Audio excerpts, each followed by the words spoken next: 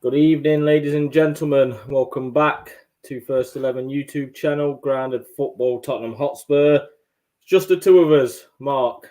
Just the two of us tonight. Two of us. I burst into song. Yes, before we do get into the boring Tottenham talk, we'd like to obviously say that Jacob is back with us next week after his night shifts. Yeah. Kirst will hopefully be back with us soon. I hope that her daughter had a wonderful first birthday this week.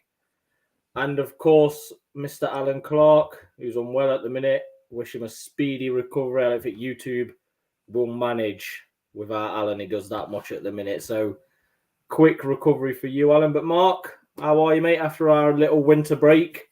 Yeah, well, as I said to you, I've got a little bit of COVID, so I'm just coming out of it, which is nice. As you know, it's been day 9, so so feeling a lot better. Bored at home and everything, so it'd be nice to talk about something. But let's see how tonight goes. It's just me. At least I can't argue with myself, can I? And you being the host, I can't really argue with you. So, but yeah, I think. Lots has gone on over we didn't do last week, so I think a lot has gone on over the last 2 weeks, so a lot to talk about. Yes. Before I go into the games, Mark, I want to talk to you first about Conte's interview with Sky Italia and everything. How did it come across to you? Look, when I first heard it, because I didn't know what went on, I saw all this blowing up on Twitter and everything. I thought, Jesus, what's gone on? And then I started seeing snippets on Twitter and everything. And I thought, hang on, something's not right. And then when it said it was for Italy and everything.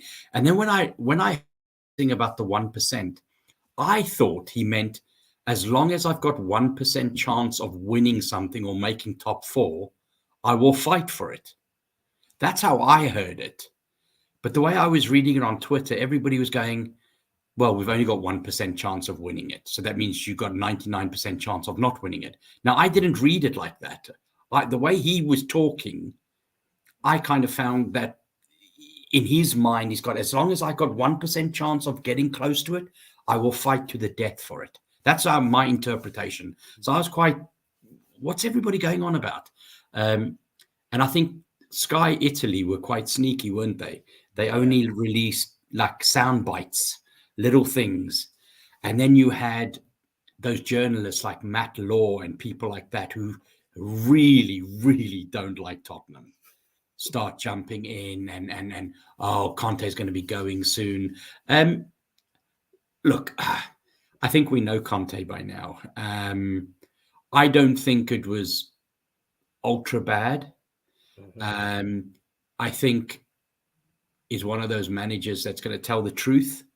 And I think you're going to get some fans like me that actually want to hear the truth. But we know what happens when the truth comes out. There's only one winner. It's been happening for 20 years. And that's my worry, that, you can poke the fire so many times and eventually there will be a spark, and, Levy will take it for maybe 1 or 2 or 3 times. And then, eventually Joe Lewis and Levy will just say, listen, it's not worth it. And then we go back to mediocrity. I'm hoping that's not the case. I'm hoping that's been blown way out of proportion. And like he came out today and said, listen, I talk to the chairman, I go and see the chairman knows about me, I know about the chairman. So we've got a very good relationship. I actually think he got quite angry with the media today. I don't know if you saw the and his first time he says he's seen things over the last few years where the media do turn things around and try to look at Jose Mourinho and Daniel Levy. And he was right in what he's saying. So I think there's a couple of media people that need to watch themselves around him, because he's not going to play nicely with them. But listen, I didn't sit there after and go, oh my God, Conte, what are you doing? Because I didn't interpret it. I didn't think he was trying to say we're awful, but I think he was saying mathematically, we've let 4 players go, and now we've brought in 2. So yeah, we started with 20 players, and now we have 18. So, But he did say before, just after the window, that we're a much better balanced side. So yeah, I'm not too fussed about this interview. No, I mean, like you said, he's already said today, hasn't he, that that's it with Sky Italia. He's not going to do any more interviews with Sky Italia. Well, any Italian company, I think. Yeah, I mean, maybe that's come as a talk with Daniel Levy. Like you said, they've probably sat down. Yeah, they've probably sat down. Conte's told him exactly what he said and what he meant by what he said. But before we get into the games, obviously, we've got the two of the panelists in with Alan. I hope you're resting up, mate. And of course, Kirst is here with us as well. You are very welcome. But Mark, the first two home games, to get into the top four. Really, we had a great chance. It was 2 games that you expect to win as a Tottenham absolutely. fan. So, how did you feel not only after the Southampton game, but then to lose like we did against Wolves? I think, Alan and I, the one thing we always agree on is the formation. 3-5-2, we always agreed. And I think if you look at those 2 games, it's glaringly obvious that we were overrun in midfield. We had no control. The Southampton game, no disrespect, but Ward-Prowse, he had our pockets. He took us apart. The player we sold, what was it, 2 years ago now, Walker Peters, he looked like a world beater, didn't he? Unbelievable how he's gone from strength to strength with Southampton. Absolutely brilliant. But yeah, I said on the chat, part of Southampton's loss is on Conte, to be fair, and I think me by now. I will praise with praise given, but I'll also, people have to stand up and be counted. And I think Conte's got to take a bit of that blame. We were 2-1 up. We could have managed that game. Our defense was awful, though, to be fair. And I didn't think I'd ever say this, but are we not missing Dyer? Oh my God, he's, I look at it now and I think, gee, Dyer and Romero together. I can't wait till he comes back. So hopefully he's fit tomorrow. But Southampton was gutting. And then when we came out against Wolves, the 2 goals, and it's always Spurs way, though. Have you ever seen us score crappy goals like that? We never score those kind of lucky, fluky kind of goals. Our goals are either really classy, brilliant, well worked out, or we just don't score. And it was, I don't know, it was just a comical of errors. The first 18 minutes against Wolves. And then I thought we started to play okay. And I think second half we picked up the pace a bit, but we weren't penetrative enough, And I think nobody was firing on all cylinders. We just looked deflated. There was no energy. Yeah, it was awful. You're right in what you're saying. Those were that 6 points banked for us, wasn't it? I thought we would win those 2 games comfortably. But no. So yeah, it's a huge knockdown. Yeah, massive. I mean, we'll go on to personal players and how you felt that they played over those 2 games. Are you happy to have Romero back? Can you see the difference with him? Absolutely. Oh, absolutely. He oozes confidence for me. The control and all that. It's just a pity that he's got a couple of mugs next to him. And that's part of the problem. And I thought Sanchez, before the Southampton game, I thought he actually stepped it up a little bit. I thought against Brighton he was pretty. And this is where, and I think Alan and I discussed it over the last few weeks, and even Conte's come out the other day and said about Joe Rodon, because people started questioning him about Joe Rodon. Why are we not playing him? Because about 3-4 months ago that Conte said Joe Rodon is the direct replacement for Dyer. So if Dyer gets injured, and I think it was Alistair Gold who said, so why are you not playing Joe Rodon? And he actually came out after the Wolves game and said, look, maybe I've made a mistake. Maybe I think I'm playing the best players that I should be on the pitch, but by not playing Joe Rodon, maybe I am making a mistake. And I think, me personally, if Dyer wasn't fit for tomorrow, I think you would have seen Joe Rodon play. Yeah. But yeah, Romero, I'm quite confident. My concern is we don't buy him because he's still on loan with us only. Yeah, he is. But Conte has, I think Conte said 10 days or 2 weeks ago that signing's more or less done now. The club have wrapped that up. So yeah, because I think he's long term for us. I think he's very solid. He reads the game, doesn't he? And he doesn't flap. He gets the ball, and he will do some silky touches. He'll even come up and then he'll pass. Just he's a foot. He's like the Harry Kane of defending, if you know what I mean. He uses his brain when he defends. And he's not massive. He's not like a Van Dijk, 6 foot nothing. He's just a very clever. I know I've been told that he can be not dirty, but he can go in for some rash challenges and all that. But that's what defenders are. That's what defenders do, don't they? Yeah, that's what they get paid for. But obviously, another one of the new signings, Bentancur. We've seen him a little bit more than Kulusevski. Do you like the look of him at the minute? I do. When he came on for Southampton, I thought he did a couple of great passes. I thought he looked really good. And to be fair, I think he was our best player against Wolves. The problem that you've got, he was playing in a 2 with Winks. And sorry, and that's where and listen, I know Højbjerg's been getting a lot of stick, but for me, that's where Højbjerg needed to be. We needed somebody to lap up because they overran us. So I like Bentancur. I think he's going to be a great player. I saw a bit of training with him. He was doing some training with Harry Kane and Sonny and all that. And they were doing some shooting. And oh my goodness me, the goal.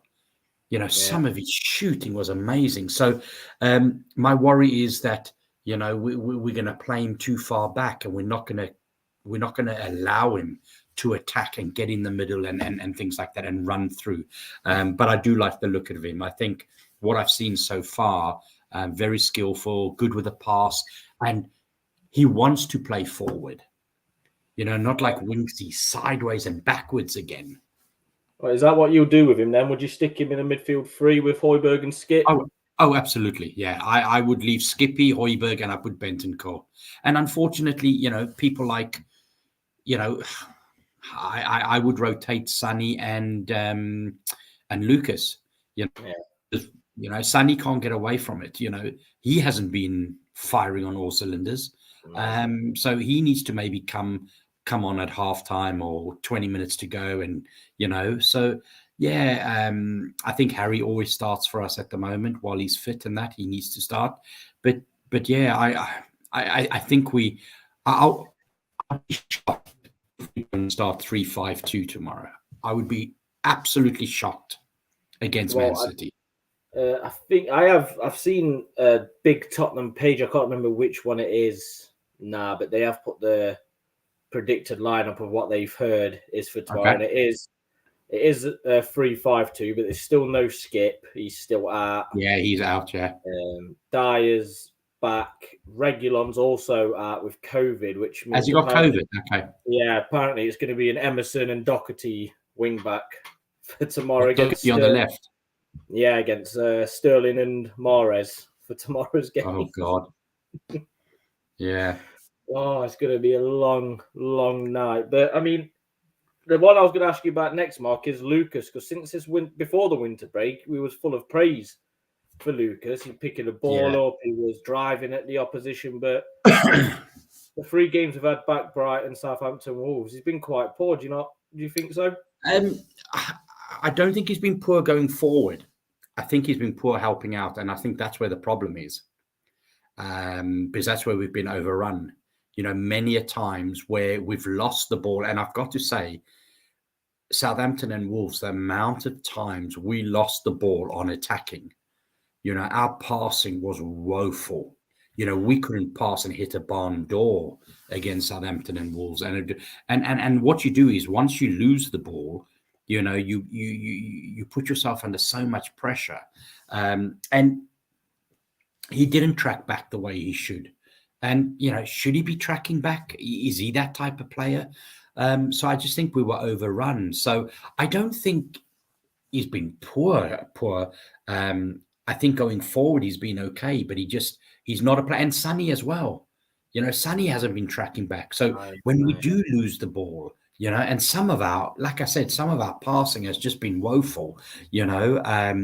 Like Winks trying to play the ball through, and our first touch and the ball bounces 16 yards away, and things like that. It's just, and then it puts us on the back foot, and then they've got 5 people. I don't know. There was a video of the Wolves game. I don't know if it was the first goal, but there were 6 Wolves players in our 6-yard box, or the big box. And we only had 3 people, and they had 6.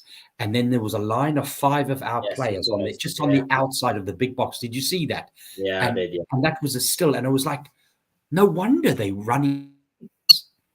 So they kind of caught us on the sucker punch. Is they played our game where we soak it up, and then all of a sudden they bring up 9 players, and then we hit them on the counter attack. And it's kind of like they reversed the roles against us. Instead of when we were 2-1 up, control the game. Don't make any fouls just outside the big box. Mark them. Headering wise, and from a delivery that we know Ward-Prowse. He's I think he's one of the best in the Premier League. Between him and De Bruyne, putting a ball on somebody's head, very good. So Lucas, he hasn't been as prolific, but I don't think people around him has been prolific. So I think when Lucas is very good, you see 2 or 3 players around him, and that gives him the opportunity. Because Lucas, for me, he just needs to run with the ball. Yeah. He's got the skill. If he has to track back, and then that's not his game. So for me, I want to see. That's why I like seeing where we're playing 3-5-2, and if he's part of that 2, when Sonny was injured, you could see he had license to run. You talk to any manager, no defender likes quick players running at you. Yeah. I mean, one thing that I do feel like we're missing, whether you see, I mean, obviously the formation we're playing, we get the ball out wide 9 times out of 10, whether it be Emerson, whether it be Reguilon. But like you say, we haven't got the luxury at the minute of a Ward-Prowse or a Trent Alexander-Arnold or Reece James for Chelsea. When that ball gets out wide, that should be a signal for someone like Harry Kane, right? Get in the box, because this ball will find you. I mean, how frustrating is it as a Tottenham fan at a minute when the ball goes out wide and you're already expecting such a poor cross that half the time don't beat the first man? Yeah, no, you're absolutely right. And I don't know what the answer is there. I really don't, because you think to yourself, day in, day out on the training field, they must be doing something. They must be training. It's the same as, I don't want Harry Kane to take another free kick as long as he plays for Tottenham. And I saw a stat the other day, out of 58 free kicks that he's taken for Spurs the last 5-6 years. Guess how many goals he scored? I think he hasn't scored in any, has he? No, he scored 1. And that was that huge deflection. Yeah. I would rather Eric take the free kicks. Yeah, he's much better. Absolutely. But yeah, you're right. And look, we don't want to buy a player just because they can cross a ball. No. But we've got to buy a player that you've got to hit the target. You've got to be able to beat the first man. And I just don't know what it is about these guys that they just can't cross a ball. It's either they don't beat the first man, or they beat all 20 men, and it goes right over their head. We just not. I don't know. I don't see enough training. I don't ever see them practicing that. So it is scary. It is scary that we don't score from corners. We don't really score from free kicks, do we? or not No. since Ericsson's left. Yeah, no, we don't. I mean, thankfully, though, every Monday, the Coys.com podcast is back. It's on YouTube now for anybody who wants to watch it. So it's still also in podcast edition. But when we was on Tuesday, it was on Tuesday due to Valentine's Day, and the host didn't want to upset his wife, so we moved it from Monday to Tuesday, which was a good shot, to be honest. But he asked a question that I'll ask you now, Mark. Have we become too predictable going into games at the minute? The teams, because I mean, Hassan Hutul said it after the Southampton game. He knew how we were going to operate. Bruno Lage, the Wolves manager, said the exact same thing. Is it no guessing game with us anymore? The teams just know what to expect when they're playing Tottenham. I think so. I think, when you have a manager like Hassan, or whatever you call his name, from Southampton, come out and said, we've watched them before, we know how they play, we know how they're set up, so we're going to play them at their own game. And then the same as Bruno Lage, they had our number. And as soon as we played 3, they must have all been rubbing their hands going, oh yeah, this is where they're not very good. And when they've seen Skip out, when they've seen Højbjerg not playing, they must have thought, oh, this is going to be even easier now. We'll overrun it. So yeah, but it's strange that managers are coming out and saying that, they're not saying we're predictable, but they kind of understood how we would play, because that's not the Conte way. Conte usually plays or keeps people guessing and things like that, and it's very strange. It's very, very strange. And I don't know how you're going to change it, because we've still got the same players. It's not like we can bring any players in. It's not like tomorrow we're going to play Man City and all of a sudden he's going to surprise Pep Guardiola and he's going to put Doherty on the left and Guardiola is going to start shaking and go, oh my good God, I can't do that now. Why has he done that? Oh my goodness me. Poor Sterling. So I don't think there's listen, and I think one of the things, I was sitting there the other night and I was thinking about our stadium, and I've said it on our chat, that should be a fortress, shouldn't it? Yeah. Yeah. And any home team says, when people come to full ground, you need to make that a fortress. I remember the last season we were in at White Hart Lane. I don't think we lost a game. No, unbeaten all season at home, yeah. That was a fortress. The singing, we were loud. And I remember going to a few games. And I thought to myself, and then we went to Wembley. Now, if there was one ground when I grew up watching football that, you dreamed of wanting to play, you dreamed of wanting to go and watch a football match and everything, it was Wembley, wasn't it? Yeah. So, that kind of adage that, you raise your game when you play in better places.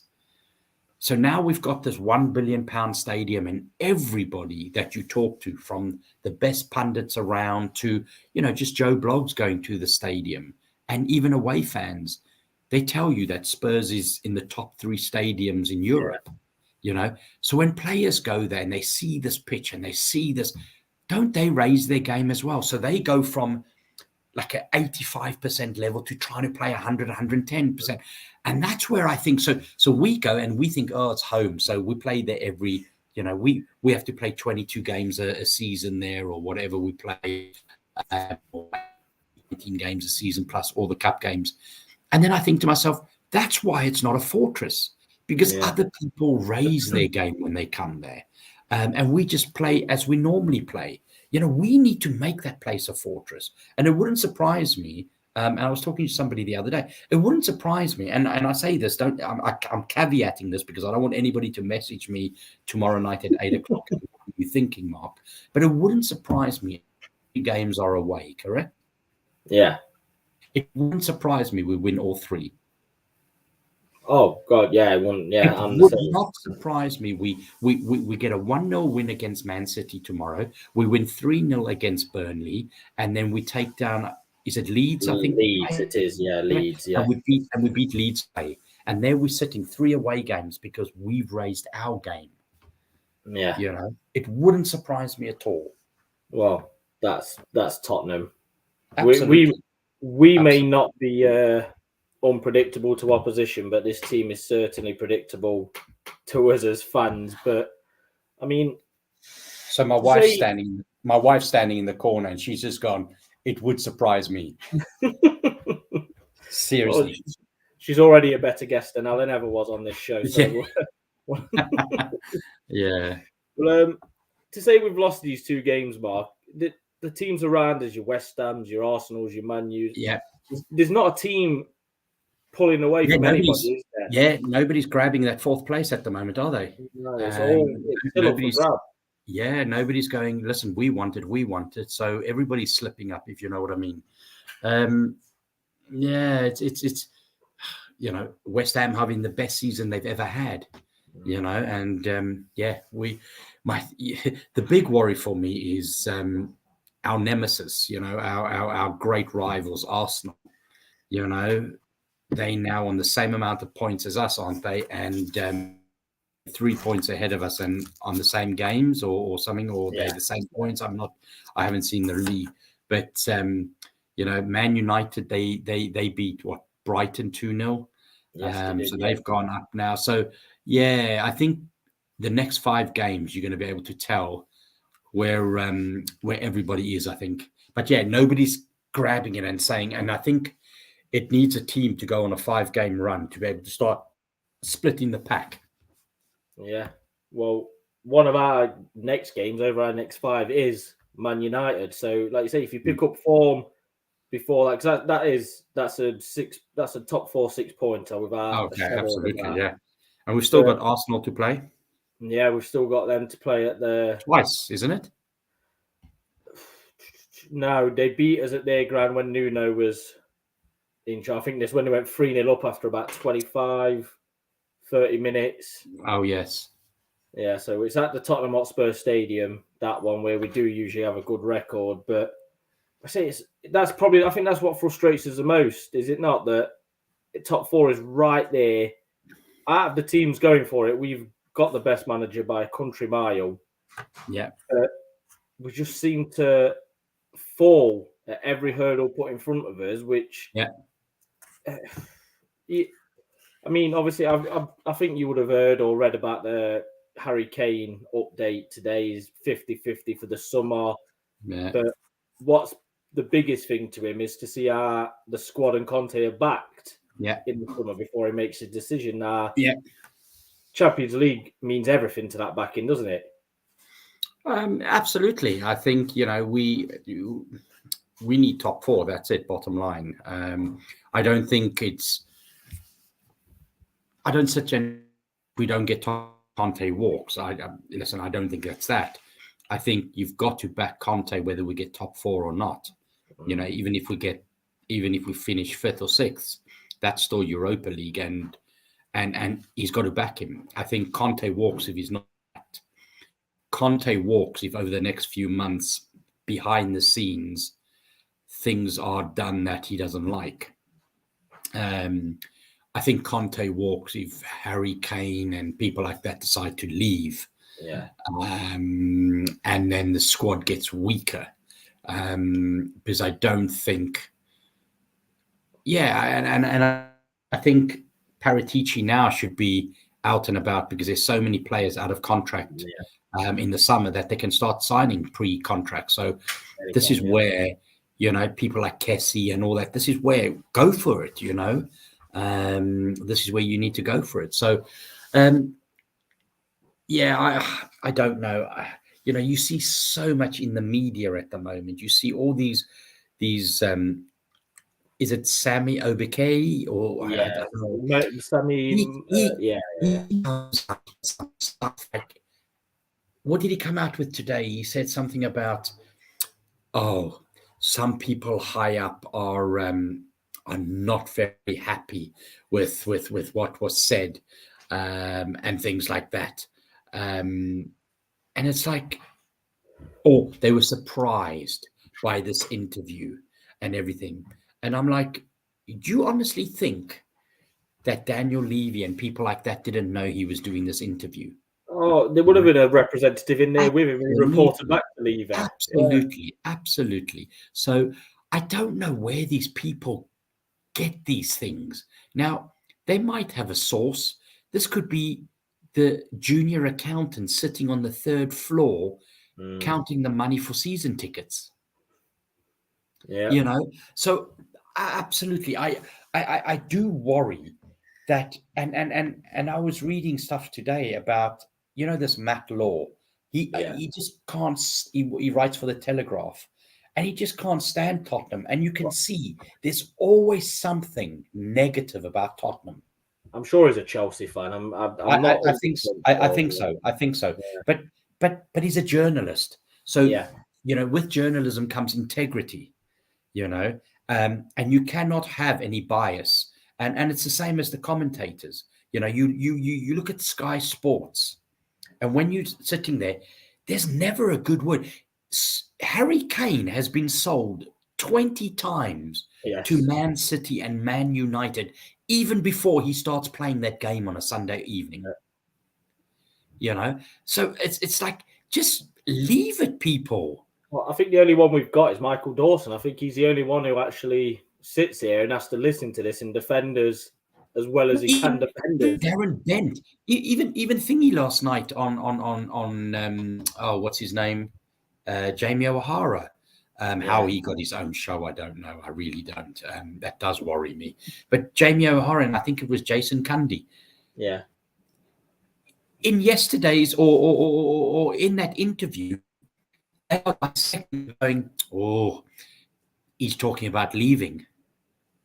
Not once did I hear anything about him leaving. No. Not once did I hear him say he's not happy. Now, no, well, at the start of that interview, he said, I'm happy, yeah. Absolutely. Unless they psychiatrists or Conte's actually rung them and gone, Jamie O'Hara and Cundy, I want to tell you, but don't tell anybody else, please. I'm not happy and I'm leaving. The mind boggles. And I think it's more about clickbait and everything. You never used to hear this when there wasn't YouTube, when there wasn't Twitter and all that thing. You would never have this. No, we need to go back to the good days of teletext. Absolutely. Absolutely.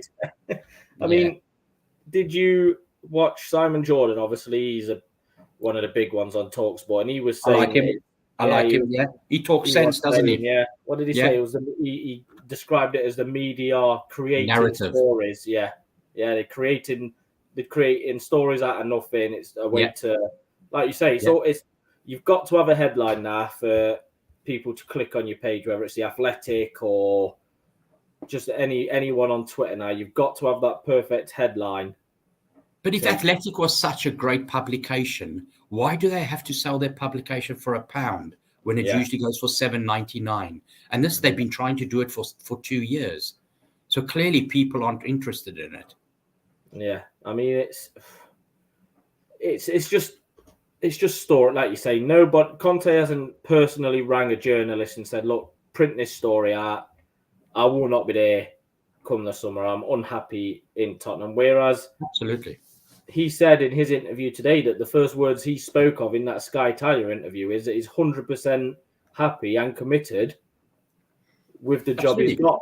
And but he wasn't lying when he turned around and he said the squad is a little bit weaker in numbers. And he wasn't lying when he said, you know, they misinterpret what he's saying by saying that these 4 players that left, he turned around and said they were important players for Tottenham. Now they were, because they're worth 140 million. Yes. The 4 players are worth 140 million. That is a lot of money. Yes. To Tottenham. So clearly, you know, you got your most expensive player ever. You've got, I think, number 2 most expensive player ever. And then you've got the young kids and everything. But you know, they're worth a lot of money. So they are important to Spurs. Oh, massive, yeah. So he wasn't lying. And then I think he got a little bit irate by saying, why do people have this narrative? And it's not just him. It's with previous managers as well. And we know how they were against Jose Mourinho. Yeah. You know, there was some media that just didn't like him because he always had one up on them. And you know what the media are like. Once you've got somebody up on them, then they'll try and drum you down, don't they? Yeah, I'll go straight for the jugular. But Absolutely. obviously, Absolutely. I know it's early, but I've got 3 transfers I want to ask you before we Yep. go into tomorrow's game. The first one, obviously, Marcelo is leaving Real Madrid in the summer. Apparently, Reguilon is their number 1 target to get back. How would you feel if he were to go back to Madrid in the summer? Yeah, I like Reggie. He missed a sitter, didn't he? Was it Wolves Oh, yes, or Southampton? Southampton, yeah, straight Oh at the keeper. God, he missed a sitter, right? Jesus. Look, he hasn't been great this season, has he? No. Unless you say to me you're going to get me a really good kind of a Tongan or a good left wing back. Yeah, I wouldn't want to see him go because he's quick and everything. But I don't think he's the greatest defender that we've got. Oh no, definitely. So the jury's still out. So if they came, what's the price they have to pay? 42, 43 million. Yeah, something like that. Yeah, I think I'd take the money if I'm honest. If they came in and said 43 to 45 million, I think I might take the money because I think we could get somebody better than him, if I'm honest. Yeah. No disrespect to Reggie. I like him. He hasn't blown me away this season, so I'm not sitting here. But we would have to use that money to replace him. Because Sessegnon's not the answer, if I'm honest. Well, do you think that's a part of his performances this season? He's got nobody challenging him for that left wing back spot, has he? I mean, Sessegnon's either injured or being dragged off after 20 minutes. No, I just think it's found him out. I think when he first came along, I think you're an anomaly. And that's like most Spurs. The only couple of players that maybe always reinvent themselves are people like Kane, and that's why he goes on and he's always, and that's what world class is all about. Yeah. But the same as when Hojbjerg came, the first part of the season, when he came, he was phenomenal. We were all like, oh my good God, Jesus. But this season, it's like people have found him out. They know how he plays. And you talked about this earlier on. Do other teams, have they sussed us out? Absolutely. Look at Hugo Lloris, our best player by far this season. What did he do against Wolves? What was that punching out? What was that? I don't know. It was the easiest. You have a brain fart? What was that? It just, so, yeah, I don't know. I think we need to. I think people know his game now. So Reggie, I think when he first came, he was quick. People didn't really understand. They took their time to watch him and everything. And I think he's been there a year and a half now. So they've realized, yes, he's quick, but he's not that dribbly. He hasn't got a great pass. He can't really cross. So let him run with the ball. If you can't cross, it doesn't matter where you're running with the ball. And he certainly can't. And I think what they've worked out is he's not a great defender. And when he has got an open goal, he can't score either. I can't get over that miss against straight at him. He could have done anything else. And he basically hit it at the 6'7" keeper falling down. It's absolutely. And you know what I've just said there? My next worry is that that's the same with Bent. The first couple of games, we're sitting here going, wow, because nobody's seen him play. Our players don't know anything about him. But if he's a one-trick pony and he can pass the ball with one leg, and he'll soon be found out. Yeah, massively. And that was the same with Ndombele. I know he was a lazy bastard, but eventually 3 people would just go hack him down. Yeah, and that's what happens. Yeah, and you don't get that in France. He gets all the time. Absolutely. In the world. That's why he put a man of the match performance in his first match back for them the other night. Absolutely. Yeah.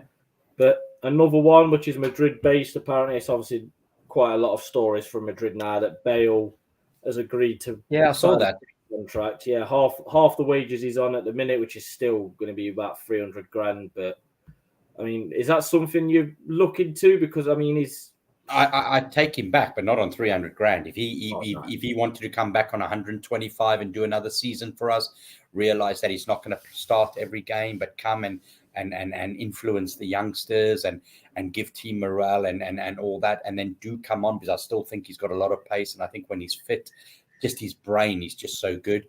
But yeah, anything over 150 grand, no, because he's a luxury we don't need.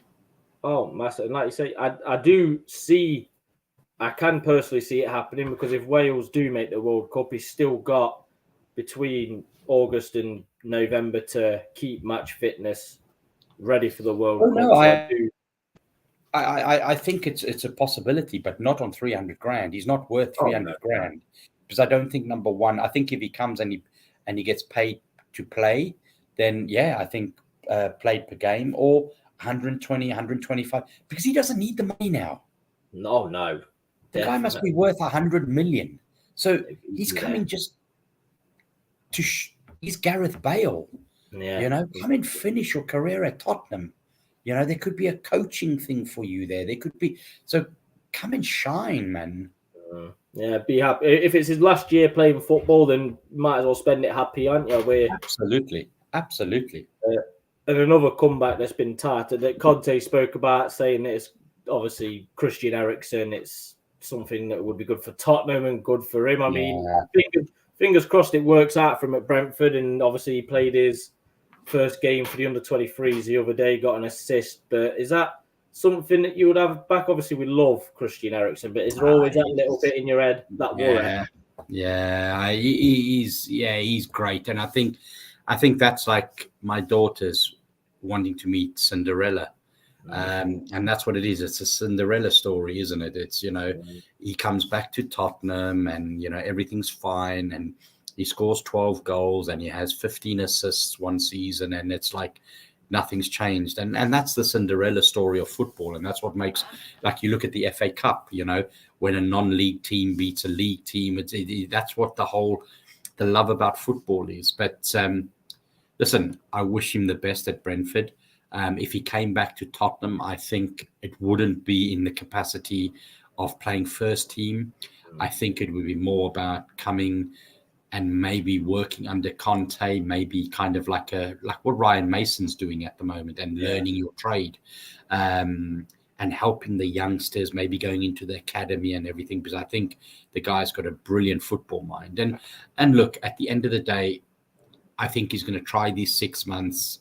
Obviously, he's in consultation with his heart surgeon and people like that. And, he's not starting tomorrow from what I've read. I think he needs to play another game behind closed doors. I don't think you'll see him start a lot of games. I think you'll see maybe him come on half an hour, because I think everybody's still a little bit nervous, even by signing him, although he's gone through all the checks, and I'm sure he's had some great checks. But didn't he have great checks all the way up until he had his cardiac arrest? You would think that, wouldn't you? Yeah.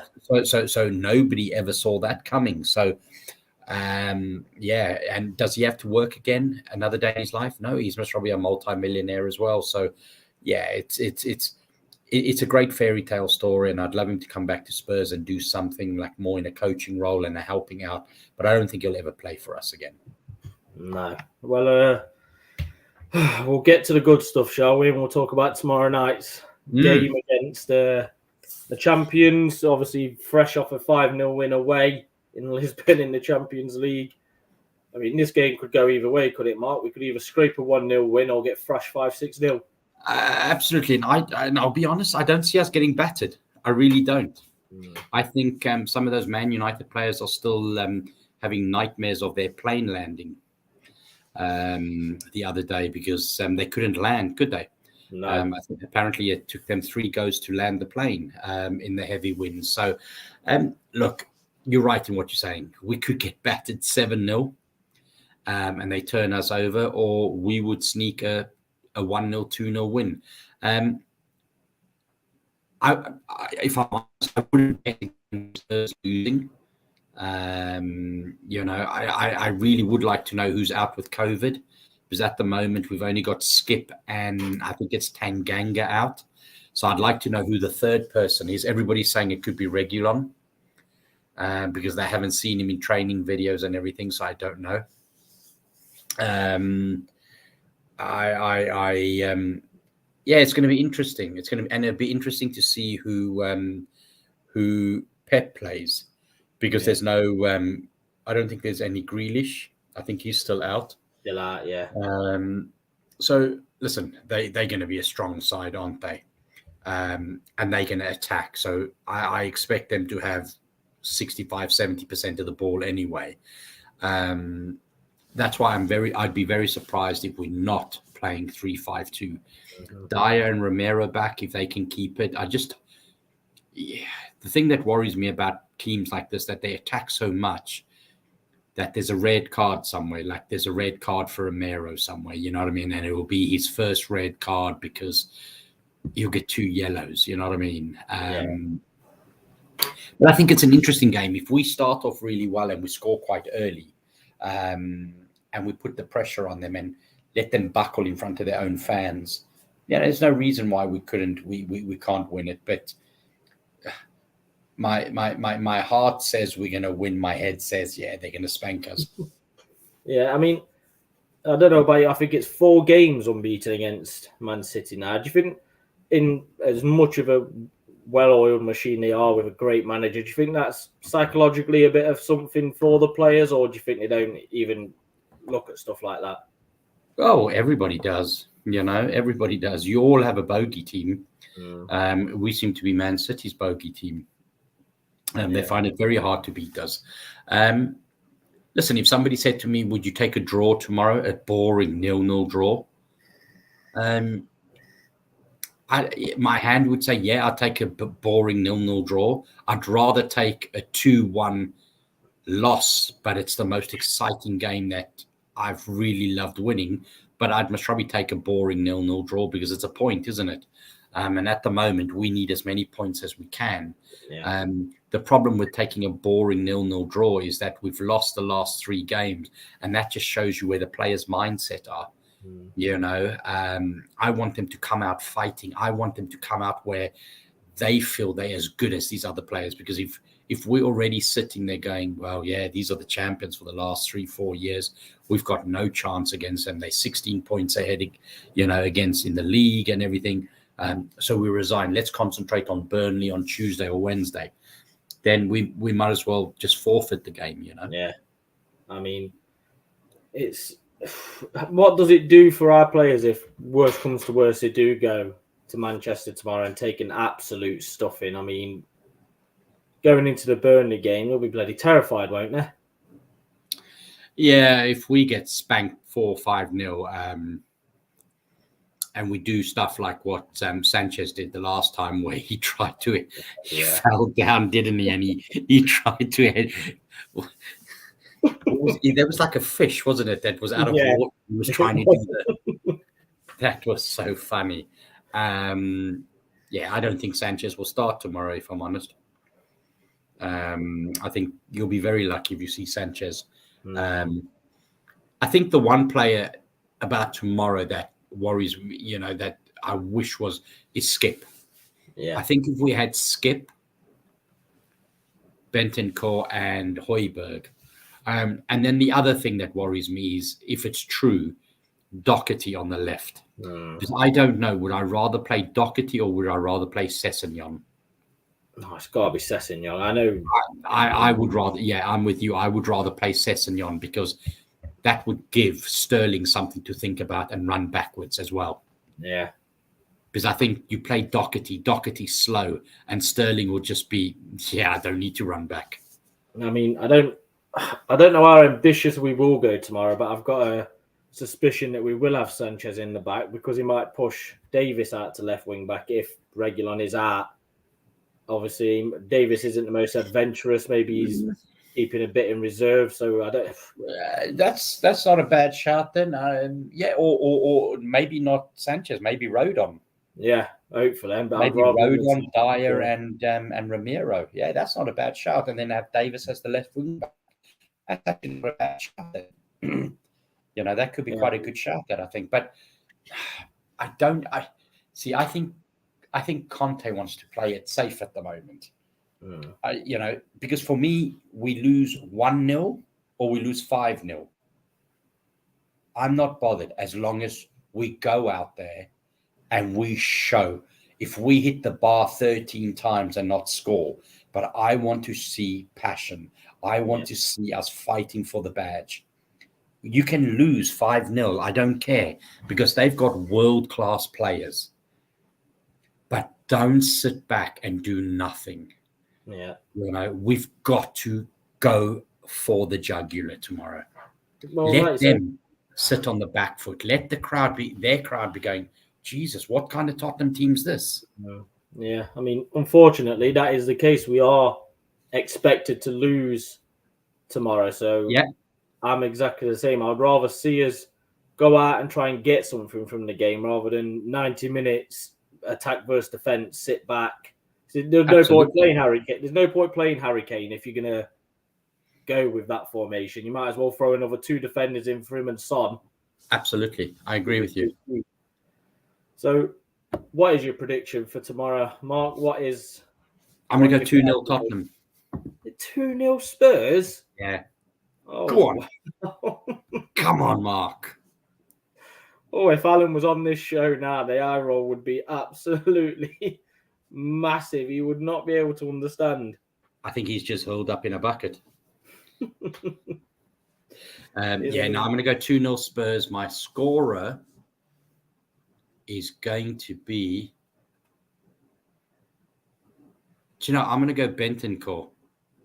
Bentancur as well. You are going big for tomorrow, aren't you? I think he's going to surprise. I think he's going to come running through, and people are not going to. They're going to be Kane and Son, and he's going to come through and do the Lampard thing. Boom, and he's going to hit us. Yeah, I'm going to go 2-0 Tottenham, Bentancur, and at the end of the game, everybody's going to go, Tottenham are back, and it's like, no, they're not back.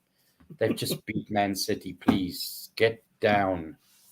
Because I'd like to think, and this is me just being pragmatic, I'd like to think after being beaten 3 games at home, that every single person that's going to put on a shirt tomorrow is going to have a little bit of pride, and they're going to go out there and they're going to do it for the fans.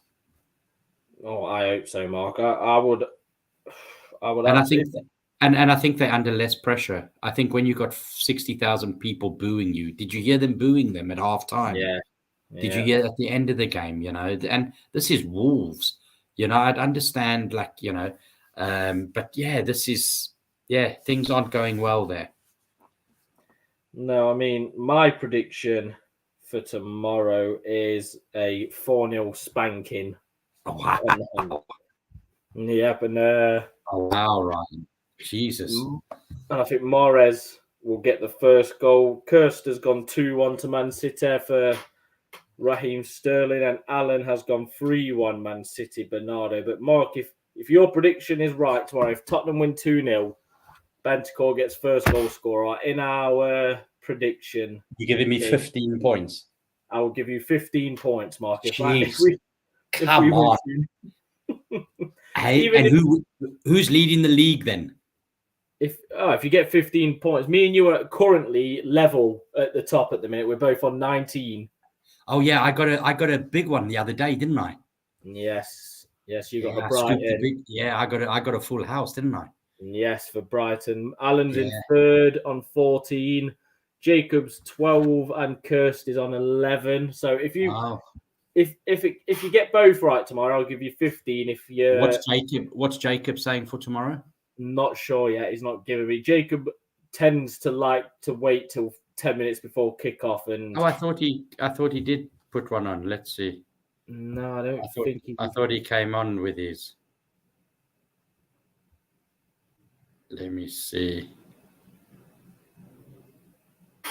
I might be wrong.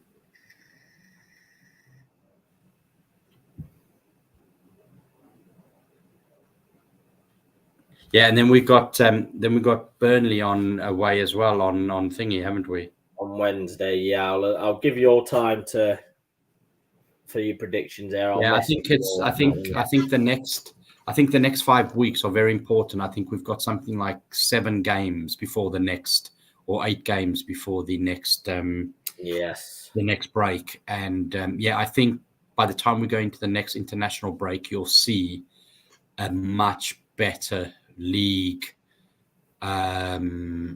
standing where you're going to kind of see where the teams are, because I think we, especially the top 8, play a lot of each other one or two times, don't they? The only saving grace I think we've got again in the international break is that Romero's been banned, isn't he? So he doesn't go. Yeah, so he's asked for the rest of the season then. Can stay sharp. But I read somewhere now that they might be playing 3 games, Argentina. So if they do, that means he can play the 3rd game, which... Oh, you don't want him travelling to watch a 2 bloody game. You might as well stay at the training ground, don't you? Absolutely. So, right. We've got City tomorrow, then it is Burnley midweek, then Leeds, then it's the Everton game, which, you know, Dele Alli will probably put in an absolute wonder performance against us. He'll do something in that game, whether it's score a couple or get sent off with. Don't we have the FA Cup in between that? Middlesbrough on a Tuesday night at 8 o'clock. Yeah, that's so we got Leeds, so we've got Middlesbrough, and then we've got Everton, don't we? Yeah, and then Man United after that. I think the Brighton game's been rearranged now for after the Man U game as well, midweek. Yeah, so 16th, I think, of March. Yeah, we've got a lot of shows, obviously, to do every Friday, 10 o'clock. We'll have, like I say, fingers crossed Alan gets better soon. He'll be back next week. Jacob is due back next week, and hopefully Kurt can come on as well. But Mark, thank you very much. We needed that little therapy session. Yeah, it's nice to get back on. We haven't done it for a while, and I bet you Alan's sitting wherever he's having a hopefully he's listening to us. So get well soon, Alan. Yes, definitely. We'll see you next week. Yes, definitely. We'll see him next week. We've missed his little just Alan jumping in. He's always got something to say, hasn't he, when someone says something, but never mind, But thank you everyone who's watched. Don't forget to like the video and subscribe. Mark, can we find you anywhere, or is it just on here Friday night? Just Friday nights, pal. You know me. I'm too busy doing everything else, gallivanting around. So just catch me every Friday night, and onwards and upwards. Come on, you Spurs. Correct. And speaking of come on, you Spurs, the Coys.com podcast is now YouTube. Every Monday at 8 o'clock, we go live. Myself, Carl. Is it not Tuesday? No, it was just Tuesday last week due to Valentine's, but no, it's every Monday. Carl is the new host with Dan. Busy with other arrangements at the minute. So it's Carl, myself, and Patrick, and maybe some other guests here and there. But every Monday live, Carl does a new picks out his favourite tweets through the week. So I'll have to see if any of yours ever make it on, Mark. See if any of your big tweets make it on for after the game. I know Alan's definitely will make one of the shows at some point. So we'll see. It's a very fun segment. But he catches every Monday. And like I say, this is the main show every Friday, 10 o'clock. You will find us here. So until next Friday, we'll see you then, guys.